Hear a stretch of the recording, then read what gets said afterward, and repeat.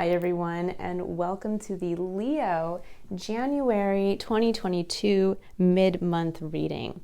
So this is I Am Illuminated Tarot, a place to help you better connect with and illuminate your spiritual importance. So this mid-month reading specifically is meant to help you engage your unique internal singular spirit or self with your external environment so that you are better able to understand and utilize your spiritual importance. And this is also that you can basically be able to see how it can be of service to not only yourself, but the greater collective human experience. That's why it's so important to connect us with out there. All right, so what I'm going to do here is I'm going to pull a card for the concept of curiosity, courage, and contemplation. And we're going to take a look at what Spirit would like you to focus on for the second half of the month, where we're going to look at what to be curious about, what you need to know about taking action, and what is a point of contemplation or reflection for you for the rest of the month. So I'm going to go ahead and I'm going to pull a Power of Surrender card to help us open ourselves up to the power of curiosity. Now, curiosity is part of the Triad of Engagement, which is a coaching tool I've developed to help demonstrate how when we utilize these three very simple principles, we get a chance to stay engaged, get that internal wheel in connection with the external wheel so that we are moving in sync together. So we have surrender to joy. It says a key to positive change in your life is to let joy in and savor it. Indulge in random acts of smiling. During both the hard and easy times, keep surrendering to more joy. Oh, just beautiful. So this is the point of curiosity for you. Where can you open yourself up to more joy? And in, I'd say, contrast to being curious about where and why maybe you aren't opening yourself up in certain areas. Where are you, when we're thinking about curiosity, it's all about opening that door to the whys, to why am I doing this? Or why not be this way or think this way? Or what if I was curious about the concept of joy? In one of my other readings I did previous to yours, I mentioned that in my practice, one of the first questions I ask any person that I am going to be, any client I'm going to be working with, is when was the last time you felt a true feeling of joy? And when I talk about joy, this isn't just happiness. This is that feeling of stepping into your ultimate heart's fulfillment, dream for yourself, where you've won the lottery and you get to open that doorway between here and everything you have always wanted to experience. That moment of joy of seeing your firstborn child, or watching your daughter walk down the aisle to get married, or you name it, you're graduating after 4 years of college. There's that moment of intense emotional connection to a feeling that is so wonderful. It actually makes you want to cry, but not tears of pain, tears of you have no other way to express the immeasurable feeling of happiness and fulfillment and emotional connection to everything. Because when we experience joy, we're not just connecting with happiness within ourselves. Joy is something that actually takes you having to connect with the greater collective experience, the connectivity between everything, because in that moment, you are connecting to something that oftentimes is shared with others. So if you are, let's say, watching your daughter walk down the aisle, there's a component there of you are sharing in her joy. Oh, and I apologize, I think there is some construction going on next door. You may be hearing a little bit of that. But there is this feeling coming through of really understanding. Hold on, guys, I'm going to stop for just a minute here. I want to see what's going on up there. All right, thanks for being patient there, guys. Okay, so there is this intense feeling of you feeling the joy connected with somebody else who's also in the process of experiencing the joy. So it's oftentimes we feel joy when we're in connection, or you can feel joy being in nature and you are feeling that joy of being connected to everything you're experiencing in that moment, the animals, the plants, the sky, just that whole experience. So when we're thinking about being open to that and where to be curious, where in your experience for the second half of the month can you lean in to opening yourself up to that deep connection with others in your life, with your whole experience? Leo, you are a heart-led sign. You are meant to lead from the heart. Your motto in the astrological world is I lead. So, and again, you are ruled by the sun as well. So there's this illumination, this warmth, this loving quality that just emanates from you naturally from being a Leo or having a strong Leo placement in your chart. But there's also that component of lead. I lead. And where can you lead by example as to a place where you can actually lean into joy, lean into that connection with others? Maybe even where can you create moments where others can share that joy with what you're creating, meaning you are creating scenarios and situations where others can participate in a feeling of joy as they're experiencing that specific instance with you. It's a beautiful concept to open yourself up to for the second half of the month. All right, now I'm going to go ahead and I'm going to pull a card here, an animal oracle card for the concept of courage, and we're going to take a look at what Spirit would like you to stay aware of as to where you may need to have the courage to take action, or what to keep in mind as you are thinking about and making those decisions to take action. What do all the Leos out there need to know about concept of courage for the second half of the month? I apologize, these cards are all over the place. It's a big deck, it's hard to shuffle. Hope you guys are all having a wonderful month so far. I know the energies are very different compared to previous months and the past year. We are heading into, as of today, into Mercury retrograde, so that might, some of you may be feeling that. I know I am a little bit. I'm not the best speaker as it is, but I definitely find myself in Mercury retrograde periods really getting tongue-tied more than I normally do. But I just kind of have to go with it, right? We can't stop living our lives just because Mercury retrograde.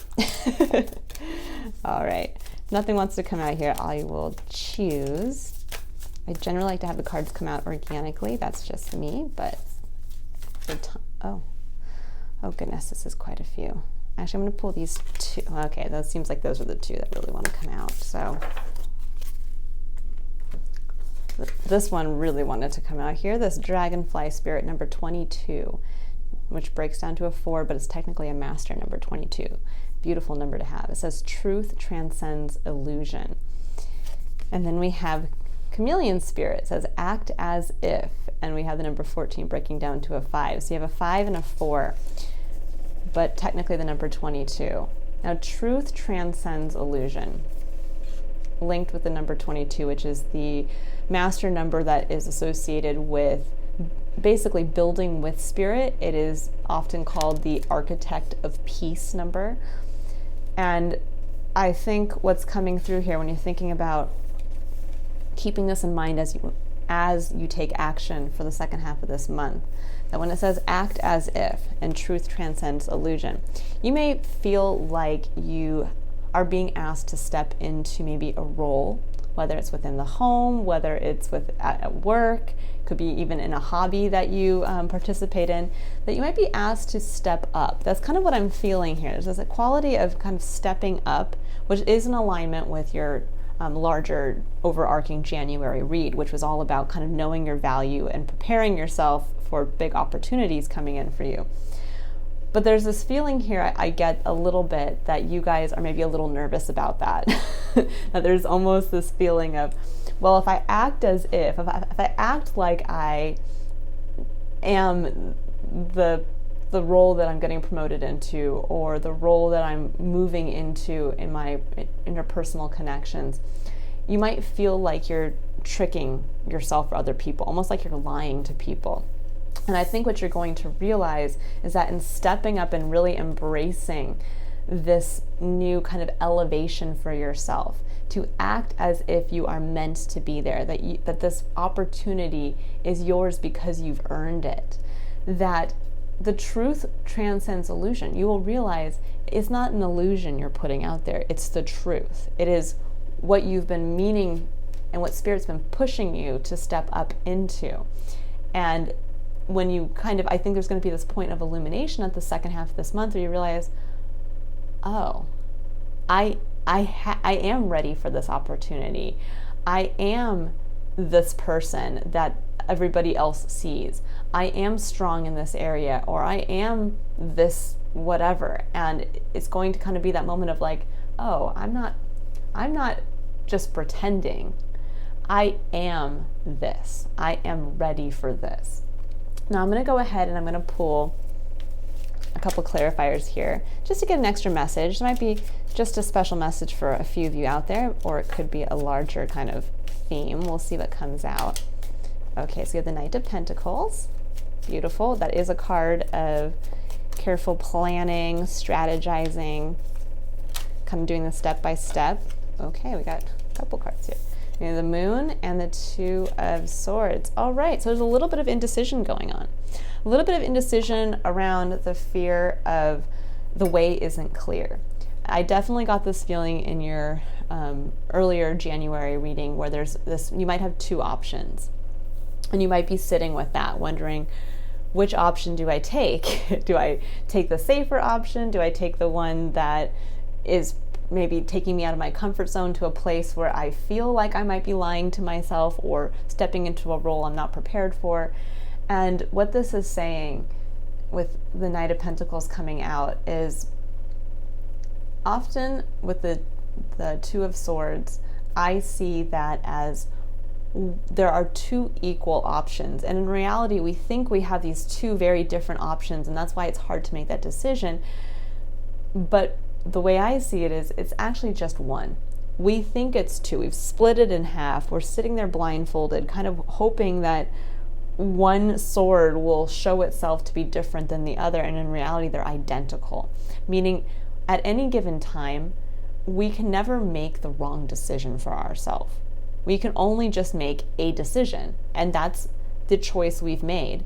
But it's not going to take us off our path. It's not going to prevent us from meeting the ultimate destination and goals that are meant for us to have through our divine design. It's just in that moment we made this decision and we're taking action towards it. And yes, the way may be unclear, but what Spirit's coming through to say is that with the Knight of Pentacles, no matter what decision you make, you have the ability to see it through to fruition. You have the ability to take the careful steps of action, lay down the foundation, and see the bigger picture. So it doesn't matter at this point what decision you make. And it may be unclear, but the decision you make is the decision that's right for you.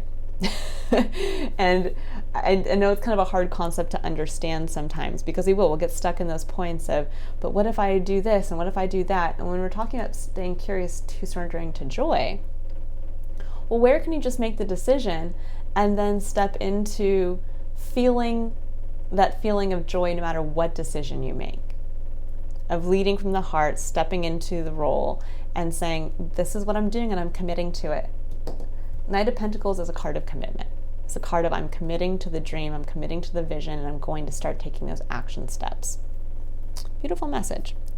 Okay, now I'm going to go ahead and I'm going to pull a final card here for the concept of contemplation. And this is going to be where I'm kind of meant to hold this in your mind as you're reflecting on where you've taken action, the results of the action, kind of where you're being curious, and then to get a bigger message here with a point of contemplation. So we have beautiful cards, Leo. We have happy, happy, number 26 breaking down to an 8. I love this card. And we have a higher power, number 4. So lots of number 4s coming up. 4s is about stability, building firm foundations. And the number 8 is about stepping into personal empowerment. So again, this happy, happy card, diving right into surrendering to joy. And the higher power coming in with this quality with the indecision and the moon and things being unclear. What this is saying is surrender to the concept that there is a higher power out there. And that, yes, the way may be unclear, but what you're being asked to do now by Spirit is to enjoy, to be happy. Don't stress. Make a decision. Lean into enjoying what you have in the moment because you've earned it.